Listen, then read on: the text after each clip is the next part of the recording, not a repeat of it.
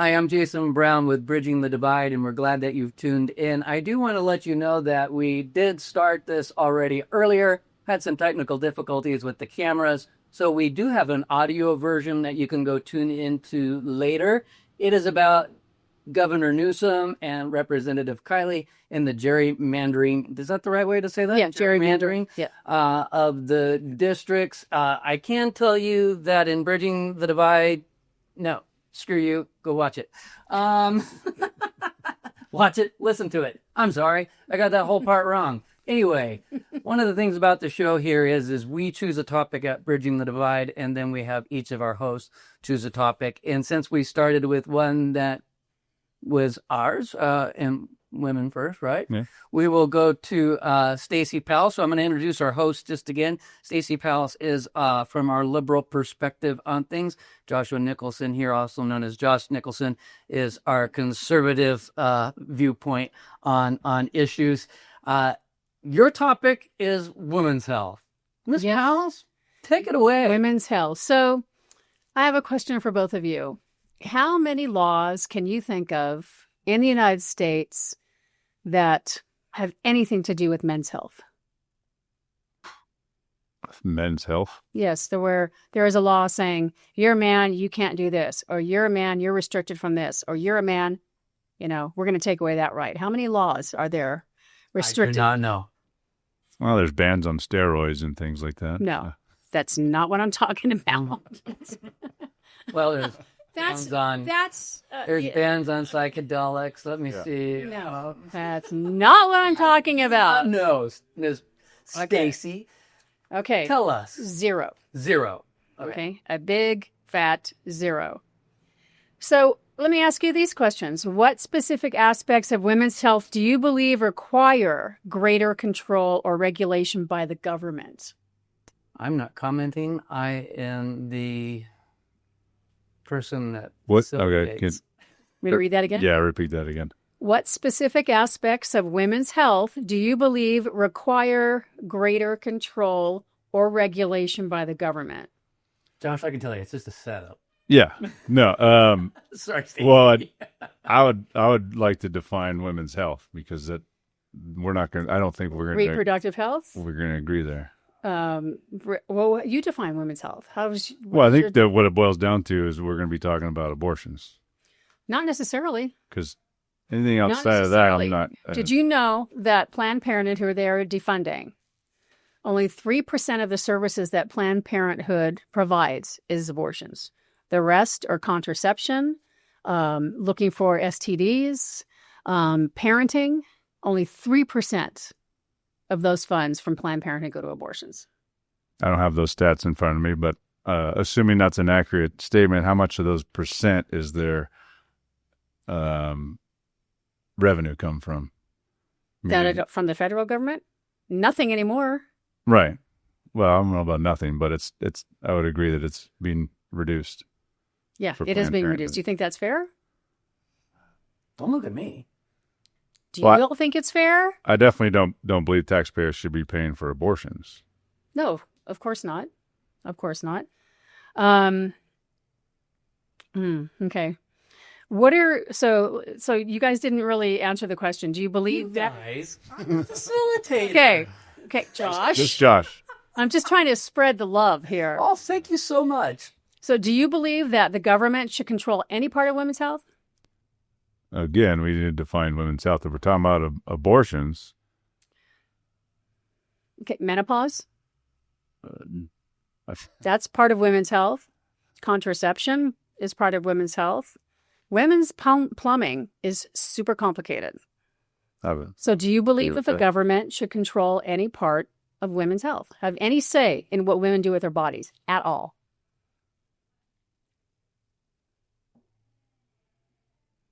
Okay, let me go to the next one. Hold on. No, well. Let me go to the next question. I mean, for me, that's a big no. I don't believe the government should have any control at all of any decision that the woman has on her body. None. Okay. I would agree with you until that ends, right? So what ends? The women's life? That she... No, when a woman is pregnant, now that life is entirely separate from hers. that life is entirely separate from hers? Yes. The fetus? Yes, the baby.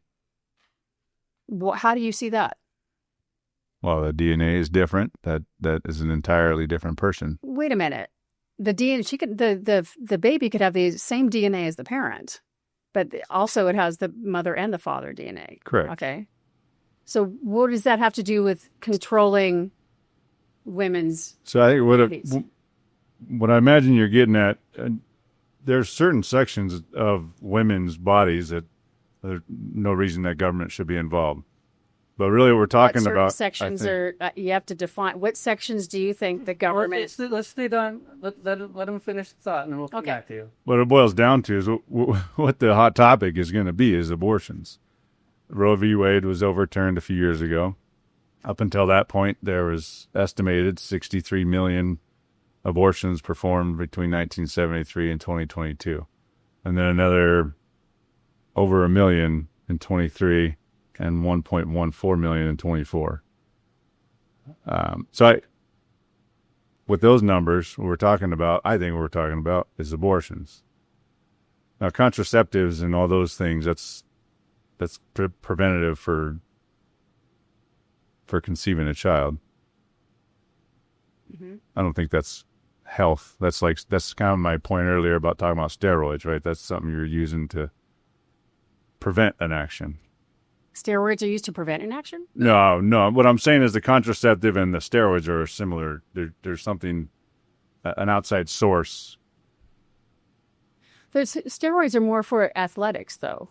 We're talking steroids are usually used for athletics. Maybe that's not the best example, but... I'm an asthmatic. I have steroids. When my lungs get all inflamed, I take a certain kind of steroids just to keep my lungs from completely imploding. That's different than the steroids that people use in sports to enhance their physical capabilities. I don't believe that has anything to do with abortion at all. Now, if you want to talk about abortion, there are two parts to that story. It takes two people to make a baby. Mm-hmm. Okay? Where is the responsibility of the men? Why hasn't the government come down on the men who are getting these women pregnant? Where is their responsibility? Why are laws being passed down to punish the women? Why aren't the men who are responsible, 50% responsible for this new life, also being, I should say, they're not being made responsible by the government like the government is coming down on women for getting pregnant. Okay, so a woman has an abortion. Let's say she unfortunately was raped. It was a sexual assault.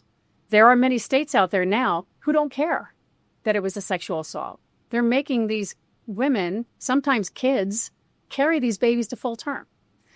That said, who's going to take care of these? These pro-life people don't want these women to have abortions, but who's going to take care of the kid after it's born? Well, the government. Let me answer your first portion about men being involved. I think that's somewhere we could bridge divide because they should be held accountable. They should take responsibility for their actions, just like the woman. So I don't know about laws and getting specifics on laws. There's current laws as far as child support and all that, but then having to prove who's the dad. That's a whole avenue. That's not women's health. I'm not sure we're going to go down today, but as far as that would be a good topic for later on, though. Yeah. But we can agree that there should be accountability and responsibility taken for that on the man's side. Absolutely. And dang it, your second point I was going to address. As far as you had mentioned these pro-life organizations, and then rape, essentially, or sexual assault. My mom is a product of rape, so I'm a second-generation product of rape, and I'm grateful every day, and so are my kids and my wife, that my grandma gave her up for adoption at birth. So I don't know state laws and how difficult it is in certain states. I've never had to adopt. Been very, very blessed, but I was also blessed with grandparents that took my mom in. And then my grandma, who, bless her heart, she just passed away in June. She gave her up for adoption, and then she got to meet her 52 years later. So with rape, I am a firm believer that amazing and good things can come from terrible situations and terrible things. And if the mom at that moment, just like my grandmother, is not ready for that child, and that baby is coming from that terrible incident, there can be a lot of good things that come from that. And there should be options for those scared moms that don't know what to do. And this is back in, my mom was born in 49. And so my grandma got kicked out of her house at that time. She slept on couches for decades after that. To the day she died, she couldn't sleep in a bed. She still had to sleep in couches. Anyway, I'm sorry. I apologize. Going down a rabbit hole there, but No, you come from that kind of background. I'm talking about, I mean, and I can see from your point of view where you would have a different feeling about abortion because of your history.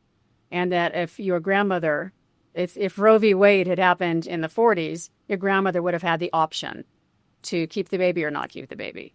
It's about options. And so my point is, why does the government have to come in and regulate women's health and not just give the women the option to do what they feel is right for them? Now, if a 12-year-old little girl gets sexually assaulted by her uncle or somebody and she gets pregnant, she should be able to, if she wants to and the family agrees, terminate the pregnancy. No questions asked. If it was a violent act. Well, I don't believe the government should have any say in that matter. But unfortunately, in 33 states, they do. Well, first thing is, uncle should get a bullet in the head. Yeah. So we probably agree on that. Right. But I would take a different route and try to come around that child and support her in what's to come. Because, and actually that's a perfect segue to something I just kind of looked up stats, and this comes from congress.gov, the website.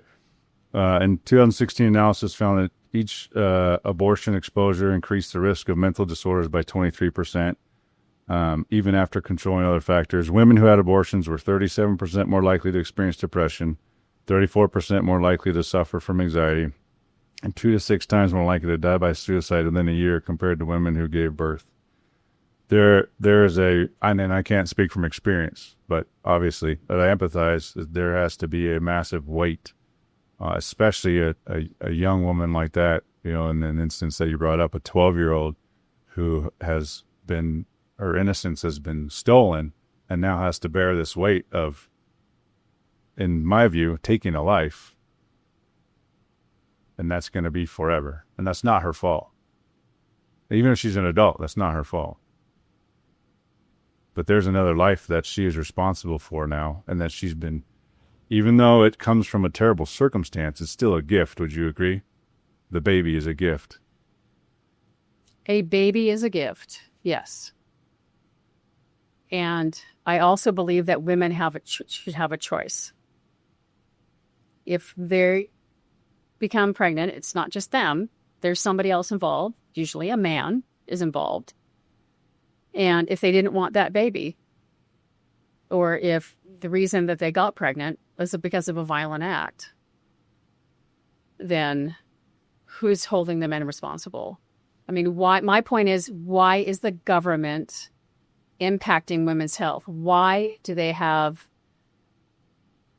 So when there was a discussion and there was a picture of it, and I'm not sure exactly when it was, it may have been the last 5 years, there was a hearing on women's health in the government. I'll find that picture if you want me to text it to you. Not one woman was on the panel. It was all men discussing what should happen to women's health. That is not fair. I think the government should keep their hands off of any decision a woman has over what to do with her body, whether or not under religious grounds or whatever.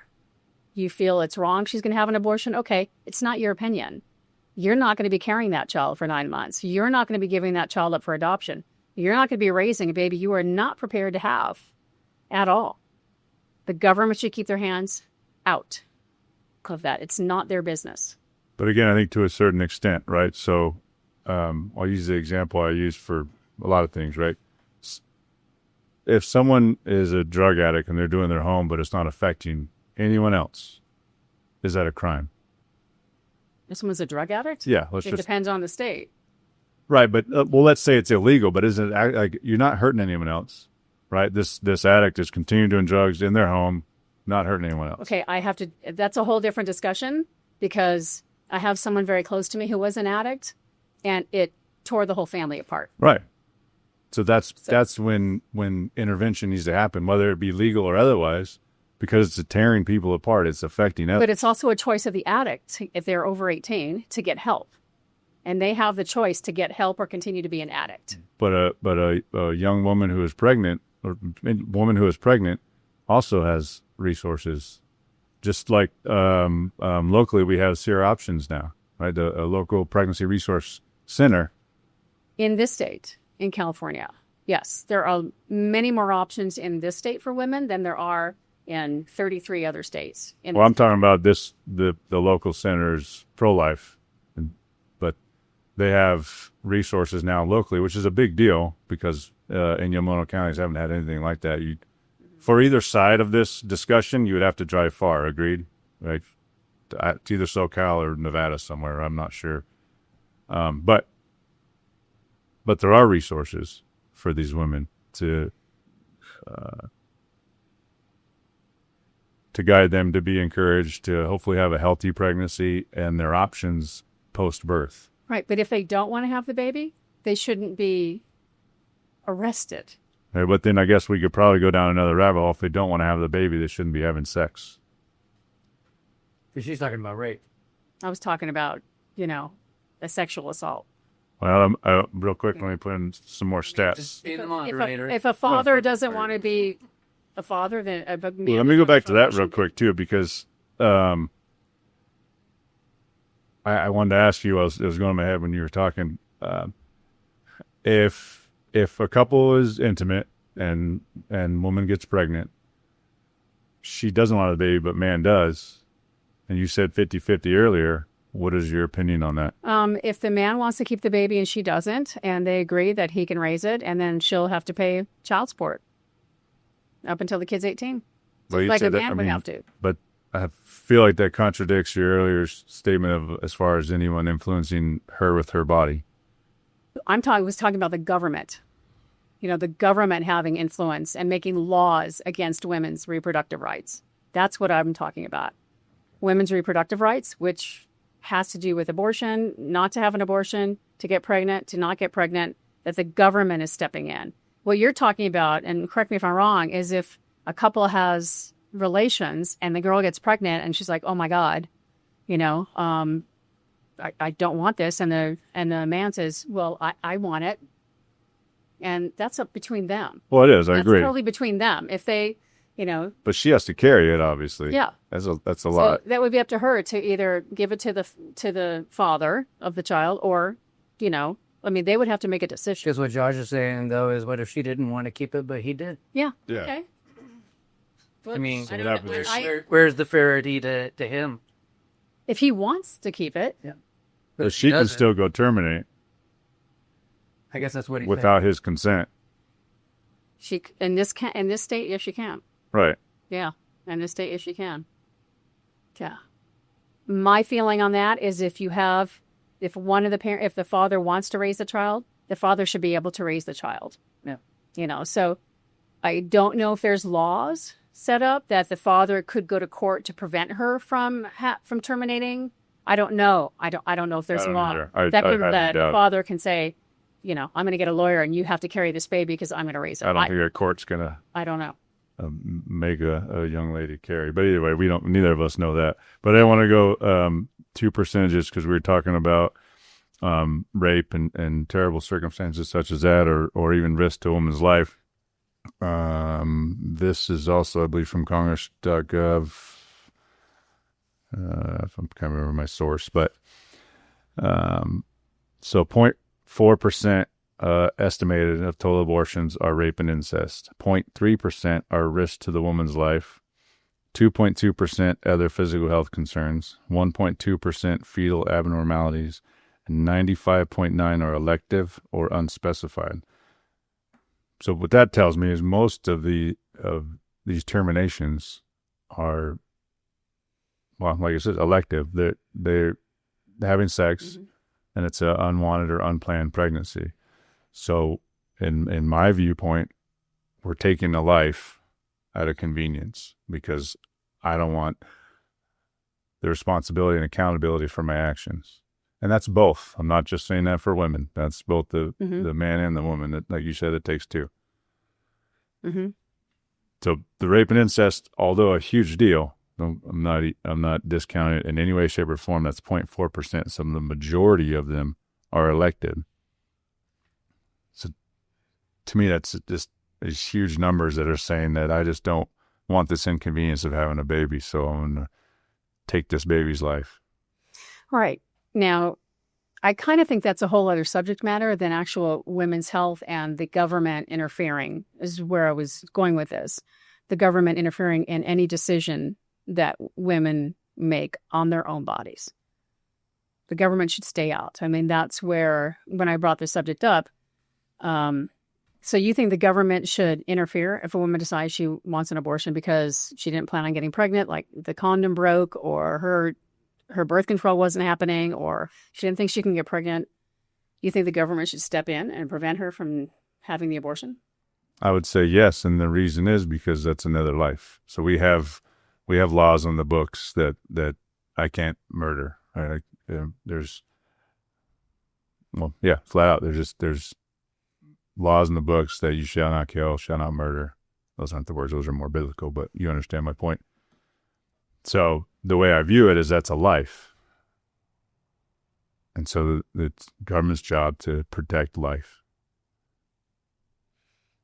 Okay, And that's been a tough subject lately because they have been in the courts and in medical trying to determine, and I'm not discounting either side of when life would begin, but that's why, some states are banning late-term abortion because, like, my grandson was born early and was able to survive outside of the womb.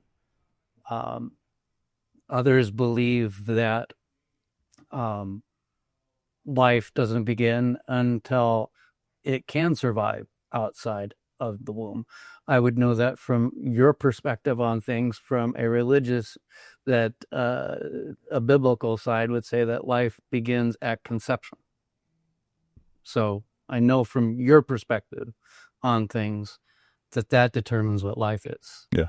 That doesn't necessarily reflect what Stacey might believe life is. And so that becomes a whole different subject then at that point than we're talking about on abortion, because then we would have to have a whole conversation about discussing what and when life begins. So I think we're coming to an impasse, but I will give final thoughts. Okay. Since you're talking about women's health, and I was talking about whether or not government should have any control over that. And you're pro-life, okay? Yes, ma'am. So Trump pulled out of the World Health Organization, and what they're supposed to do is promote health worldwide, keep the world safe, and serve the vulnerable. The WHO's program supports maternal, newborn, child, adolescent health, as well as menopause. Okay. Also, they have totally disbanded USAID. And Secretary of State Marco Rubio recently announced that the administration plans to destroy $9 million worth of contraception sitting in a warehouse in Belgium because they have no way to distribute it. Okay. So the government is involved in women's health all across the world. And I believe the government should keep their hands off of women's health, let women decide for themselves what they want to do with their bodies. Okay. The two quick things, as far as, I'm not going to speak for President Trump, but as far as him pulling out of the World Health Organization, my assumption would be because of the disastrous COVID stuff, but I don't have the details on that. But final thoughts on this, I think that, we have a couple impasses where we're not going to agree, but we also had some bridges as far as holding men accountable. And there was a second one, but I'm blanking on it. But castration is coming soon to you. So, yeah. Oh, but only if the government tells you can. Yeah. All right. Well, thank you. We'll be back in just a few moments with Josh Nicholson's question. Welcome back to Bridging to the Divide. If you're just now tuning in, you missed some very good conversation that we had on women's health. Stacey Powells has brought up that question from our liberal perspective, and it is now Josh Nicholson's turn, and I believe you want to talk about Proposition 36. Yeah, it really stems under the umbrella of public safety. Okay. Because Prop 36 stemmed from the disastrous Prop 47, Prop 57, and AB 109. Okay. So 47 reduced a lot of thefts and drug crimes. 57 and 109 really altered incarceration and releases and how that correctional side was structured.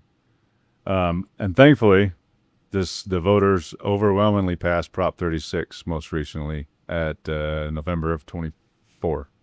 Yeah. Yes. Yeah. I'm not sure Ms. Powell's position on Prop 36, but like I said, I am glad it's a step in the right direction because public safety has been a big issue. The previous propositions I spoke of have really damaged retail, have increased prices, have made law enforcement's jobs harder, has affected our youth. And I'll give you a prime example. There's still issues over, even at our local Vaughn's has a policy basically not to call law enforcement or press charges on certain thefts. And so there's even a problem at the middle school that they can just walk over and yank some booze and it ends up on campus. And that's not just solely at the middle school, that's elsewhere. Because kids also know policies, they pay attention and word travels really quick. And so Proposition 36 is a step in the right direction. I think there's still continue to be, there's a need for more, but it reduces the threshold back down, I believe, to $400 as far as theft for increasing it from a misdemeanor to a felony.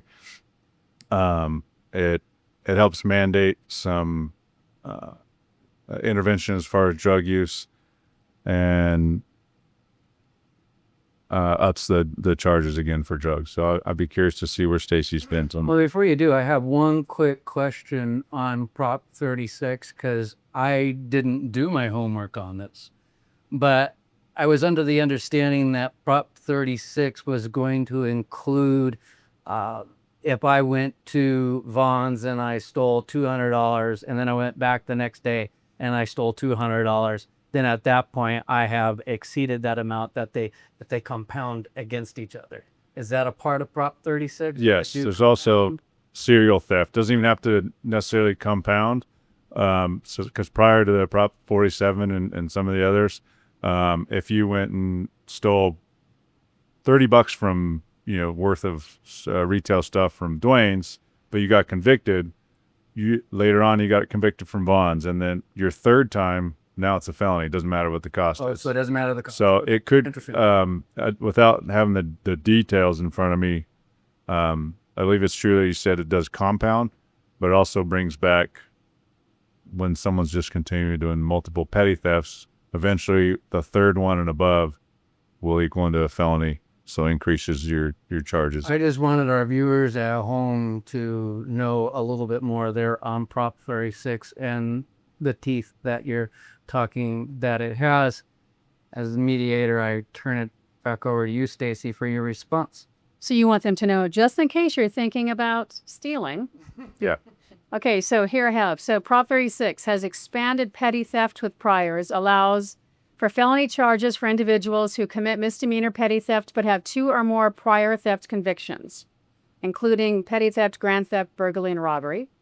It expands aggregation rule for theft, meaning it allows the value of stolen items from multiple theft incidents to be combined to meet the $950 threshold for a felony charge, regardless of how close in time the thefts occurred or if they were part of a common scheme.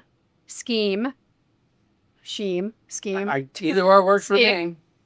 New enhancement for acting in concert for property crime. So basically, that one adds a 3-year enhancement to sentences for individuals who act in concert with 2 or more other individuals to damage or steal property during a felony. So, like that grab and go things these guys were doing? They were smashing, a whole bunch of them would come in at once. And so they get 3 more years added. And yes, the reinstatement of the sunsetted enhancement for high-value property crimes creates a 1-year sentence enhancement for theft or damage of property exceeding $50,000 with increased penalties for property valued over $3 million. I can't say that there's a lot of people in our area that have value stuff of over $3 million. But I know store owners, though, because they're friends, that have said that it is a huge problem and makes it difficult for them to continue to stay in business. Yeah. So they've been robbed? They've been robbed? They've been robbed numerous times here locally.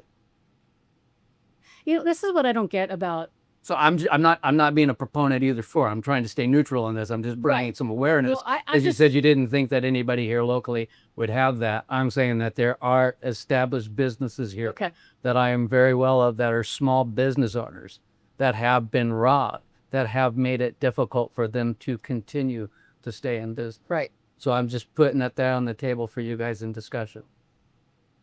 Now, what I decipher just between robbery and burglary. My guess is you're talking about burglaries. No, I'm talking about robbery. I'm talking about going into an actual physical store and stealing items. So that's burglary. Okay. It's just sorry. Robbery is when you have a gun, where you. Well, it could be anything by force or fear. Okay. So. By force or fear, Jason. I'm being educated. I'm still law enforcement, and I didn't even know that. I agree with this. I agree with this because there was a lot of these grab and go burglaries and robberies and petty theft that were not being. I mean, the police wouldn't even show up. Yeah. For that. So this hopefully mitigates that. But what it's also doing, some impact it's having is. May lead to a decrease in the state savings that previously funded mental health and drug treatment programs, K-12 schools, and victim services, because the money is now going to prosecute these people, I guess. Well, let's pause real quick. Why? Here's why, though. Why is it taking money out of mental health and drug treatment programs? That's what I don't understand. If it passed and the law enforcement needs extra money, to make these arrests and to hold them and incarcerate them and put them into programs, why does the money have to come out of mental health and drug treatment programs? I don't understand that. Talk to your governor.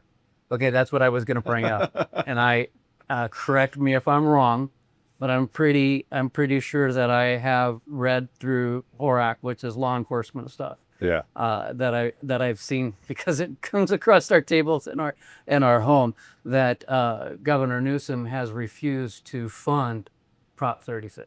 Yeah, I've read that as well. I'm not sure the receipts yet, but so it passed, but he's like, whatever. Yeah, he's like, screw you, voters. How would you feel about that if you voted for it? No, it passed by, it was 70%. It was overwhelming.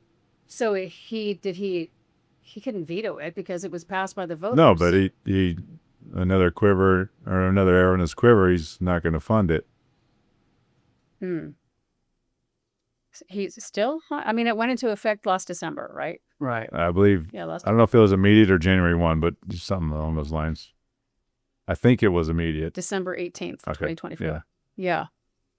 Took effect, and so she has it right there. Right there. Prop 36 reshapes California's legal landscape regarding drug and theft crimes. The key change involves introduction of wobbler offenses, crimes that can be charged by either felonies or misdemeanors, depending on various factors. So there's a lot of.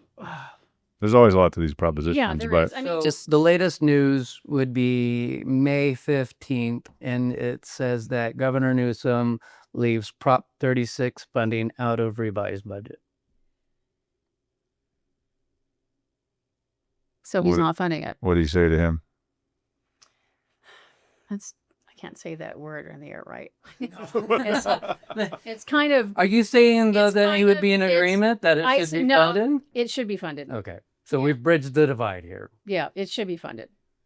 Yeah, if the voters voted on it, I mean, it doesn't matter what I agree. It should be funded. The voters voted on it. I tell you what, and just as a citizen, if Prop 13 got repealed, I would be very, very frustrated and probably would have to leave the state. I would fully expect that the government is going to immediately enact that, and they're going to take their money from me. Yeah. Why aren't they funding the programs that we have already voted in on these things? That's one of the biggest issues that we have with government is they are supposed to, and I'm staying neutral here, but they are supposed to represent the people. And we voted on something, the government needs to follow suit with that and find a way to prioritize that. Why it needs to come out of these other fundings, if that's even what it's saying, I don't understand that either. Because it was funded prior to, I mean, all these charges and sentencing was all funded prior to the previous propositions, Prop 47, which I believe was 2000, I want to say 14, but yeah, it was 10 years. You guys, the viewers can correct me on this, but I have throughout time always wondered, like, there's always a new way that they're funding education. And from my understanding in that is once they fund this new education, then they repurpose that previous funding to somewhere else. I wouldn't be able to comment. I don't know what? about it. Our tax dollars, and that could be something that we could discuss at some point, but they always find creative ways to fund things, but then they pull the funding from the previous way. So I don't understand why they would have to pull funding from a different group. Well, I just want to read. I could be wrong completely. I apologize. I want to just, I don't know, because I have to look that up when I don't want to bring my phone out. But I do want to say that for Prop 36, a first offense usually results in county jail time, while subsequent offenses may lead to state prison sentences. Importantly, there are no age limits or time restrictions on prior convictions that could qualify an individual for these enhanced charges. So it doesn't matter how old they are.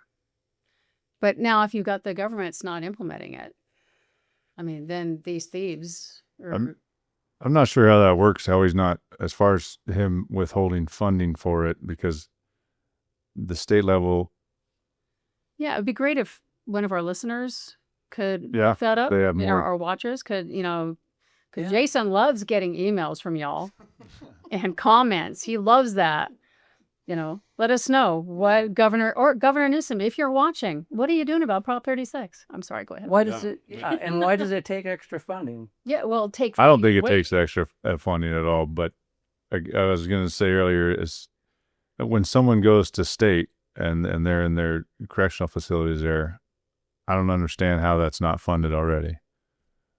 It's a good question. Yeah, there's a lot there because the last headline I read again was that they're closing another correctional facility. I don't know where. I didn't go into the article, but they're closing another one. And so many, in California. Yeah, because I'm not sure. Like I said, I didn't go into it, but it just continues. Public safety continues to take hits, and I would love to ask Governor Newsom why, or even the legislature. They make law enforcement's job extremely hard. Already harder than it is. Mm-hmm. And a lot of the friends I've talked to have been out of law enforcement now over 5 years. They're asking me about jobs at Edison, and they're looking elsewhere because it's just such a headache and such a liability, and they're on the attack. They're the only, in my opinion, they're the only profession that has to be perfect 100% of the time. They make one little mistake and they're on the national news. And not even a mistake. I mean, just a view, someone has this from an angle and they catch only 10 seconds. Now it makes national news. They didn't catch the first 10 minutes. 10 seconds of what? Of a cop shoving his foot on top of somebody's neck? That could be. I mean, it could be. There's been. I've had to punch people in their face, and if that's all they film, they didn't see prior him swing at me and hit me in the head, and then we go down to the ground. But once they film me on the ground and I sock him in the face and then handcuff him, that's all they're seeing. Then that gets blasted out there. Welcome to the world of AI and Photoshop and... Well, it's not even Photoshop. I mean, it's just... Right. It's not even edited Photoshop. It's just it's just out of context. So Josh, everything we watch now on social media, all the videos that are... I follow a lot of law enforcement things. I'm a big fan of Forensic Files. I love all that stuff. But the things that we see, online, yeah, there's people that can totally edit out the before and the after. People have been doing that for years. Algorithm is honestly in favor of trying to show the negative because that is what creates the market for Yeah. Yeah. and that is sad. Yeah. I mean, I think we would all agree on that. Yeah. I think that we've got some interesting subjects. And before we close, we did say last time that we were going to bring in a guest to discuss LGBTQ plus.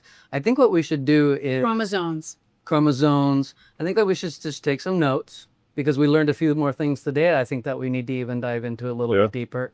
And I think that after maybe 3 or 4 episodes, we have an episode where we bring in a group and we rediscuss these things. Sounds good. Because I do love the fact that we have new conversations, but I think that at some point, within like 4 episodes, we need to come back and readdress these outstanding questions. And with your amazing technology here, we can bring an expert in through Zoom. Oh, we could. We really could. Which is great. Yeah. Because I don't know if there's a lot of endocrinology experts in our area. I know I'm not one. No, me neither. Are you, Josh? No, I'm not. I'm not a science guy. A chromosome expert.